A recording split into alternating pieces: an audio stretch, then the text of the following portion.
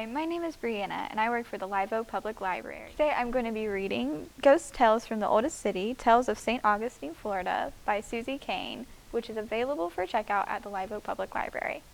The story today will be The Southern Wind Inn. Just south of the Talamado Cemetery at 18 Cordova Street is a charming historic inn called the Southern Wind Inn. Built in 1916 as a private home in a development called the Anderson Tract, it became an apartment building during World War II. Now a lovely bed and breakfast, some of its owners have had multiple encounters with its ghost. At first they weren't exactly sure what they were seeing. It seemed to be the figure of a woman.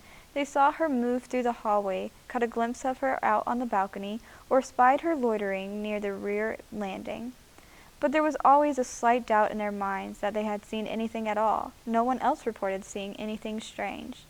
Then guests slowly began mentioning things to them. One Friday evening, two couples checked in for the weekend. One couple was staying in the veranda room, the only room with a private entrance onto the balcony, which can be accessed from the hallway as well. The other couple took a room at the far end of the hall, near the rear of the building. They put their luggage in their room and wandered down to the veranda room to discuss dinner plans with their friends. They knocked but didn't hear a reply or any noise in the room, so they went in. The husband saw a woman move from the bathroom through a small sitting area and out onto the balcony.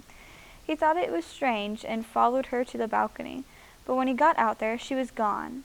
His wife had remained by the door, and there was no one in the hallway. Perplexed, they wandered back down the hall to their room and out onto the rear landing, only to see their friends in the parking lot, still unloading items from their car. The staff also began to see the figure of a tall woman in a long white dress, often seated in a chair near the rear landing. Stranger yet, a woman who had once lived in the building when it was divided into apartments came by specifically to ask about the ghost. Interestingly, she too described a tall woman in white, whom she frequently saw sitting in a chair near the rear landing. Thanks for watching. If you enjoyed this video, make sure to look out for more from Swanee River Regional Library in the future.